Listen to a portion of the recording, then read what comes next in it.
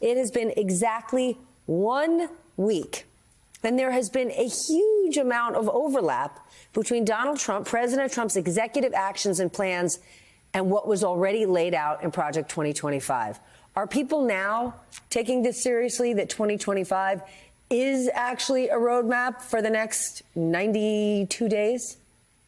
You know, get out your copy and start looking if you want to know what's going to happen next in the Trump administration, Steph. I really appreciate the effort to go back and to fact check and to make sure that, you know, people are recording this. It was a shameless act of campaign season puffery. Of course, many people understood at the time, not just you, many others understood. But, you know, when you have a wall of disinformation and misinformation coming from political candidates who are telling Americans one thing, while planning to do something very different.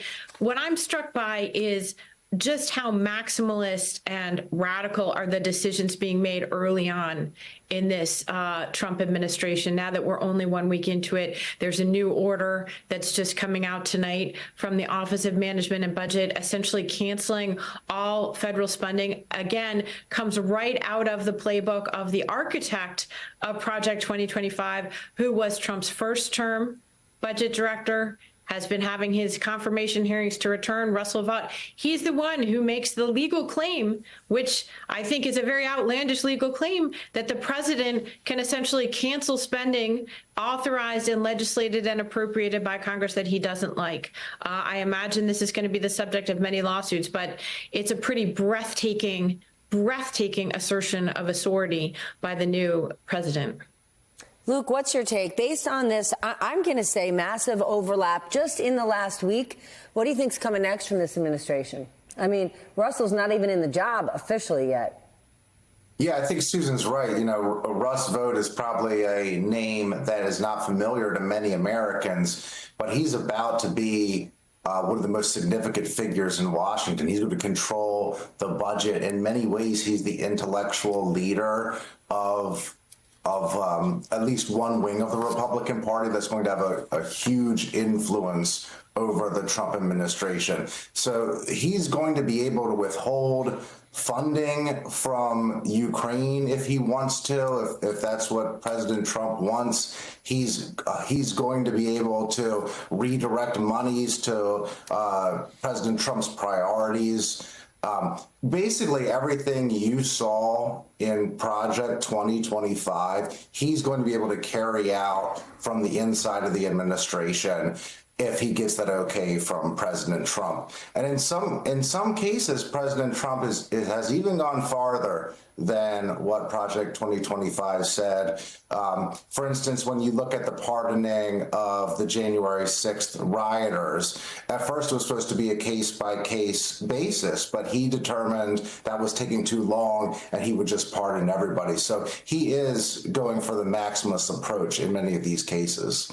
Susan, let's talk about Colombia for a second. Colombia appears to have backed down real quick after President Trump made his tariff threat. Is there an argument to be made that Donald Trump's threats are working, at least in this case? What's your take? Yeah, I mean, the United States of America has an enormous and outsized number of cards to play in its dealings with all of its neighbors, not only Mexico and Canada, but Colombia, Panama, and others in the region. And, you know, that's the thing about bullies, isn't it, Steph, that they like to punch down. Donald Trump, that's what he's doing here. Look at the targets that he's talked about early on in his new presidency. It's not Russia. It's not China. He's talking about punching hard against Mexico and Canada and Panama and Colombia.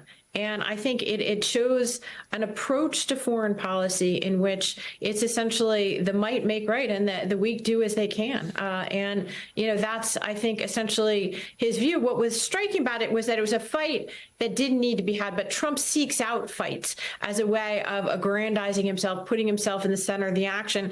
In any other administration, of course, there are issues that come up. We were already doing large numbers of deportation flights, as I understand it, to Colombia.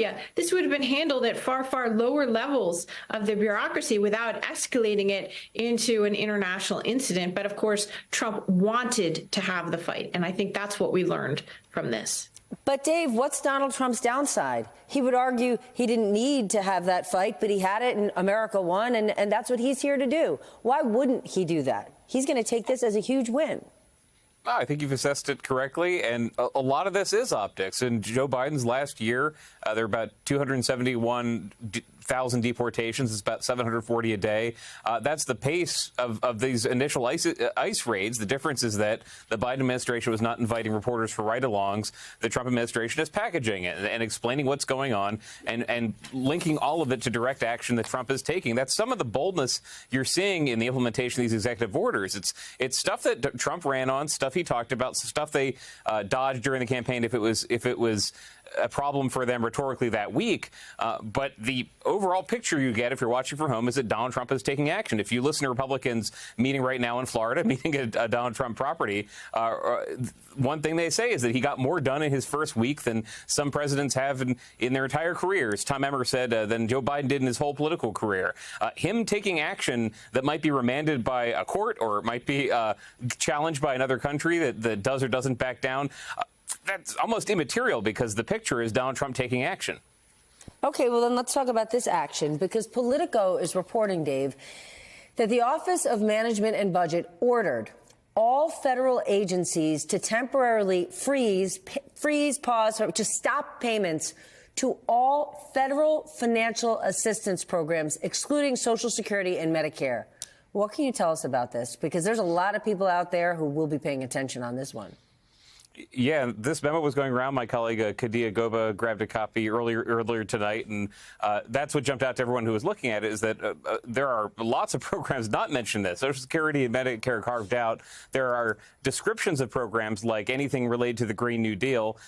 You did not miss anything, and the Green New Deal did not pass in the form that progressives wanted to pass. They were hopeful that some of the climate initiatives that Biden got through the IRA and other projects met their goals, but not the Green New Deal. So this is written in such a broad way. We're going to see how it shakes out. This was part of the plan, though, the idea of impoundment and of restoring this Nixon-era presidential idea of refusing to appropriate money that Congress wants to appropriate.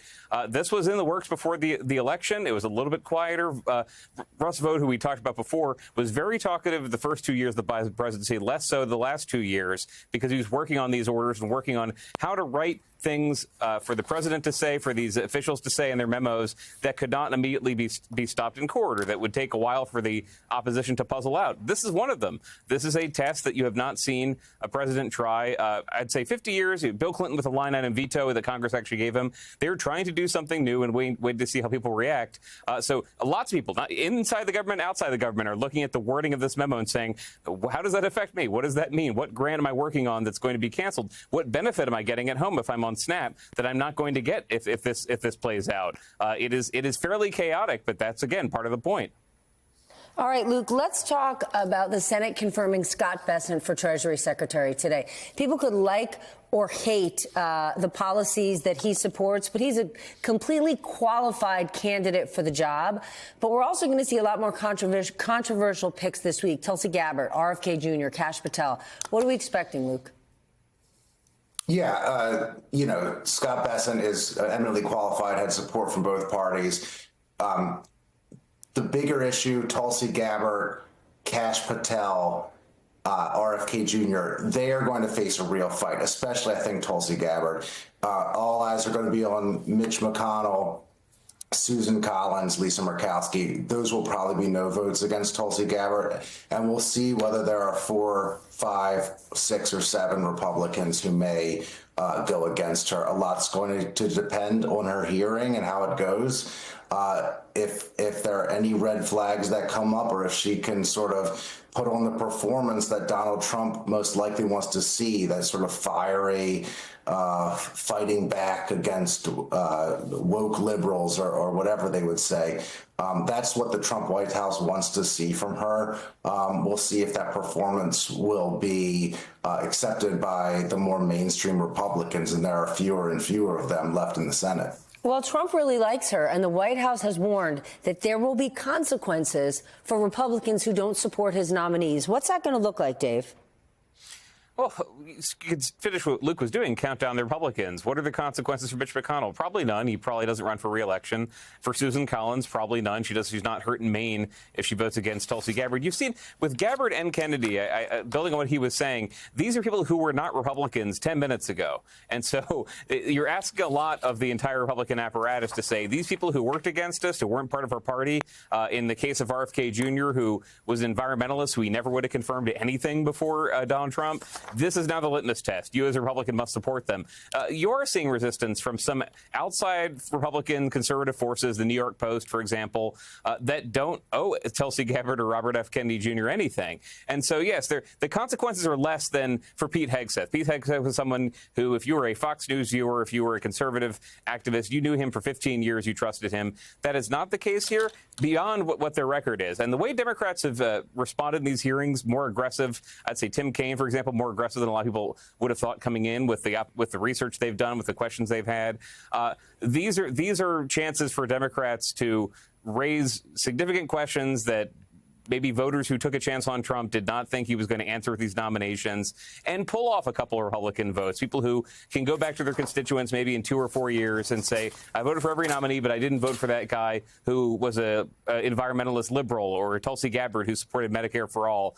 You could finesse that in a way that you couldn't finesse a vote against Hegseth.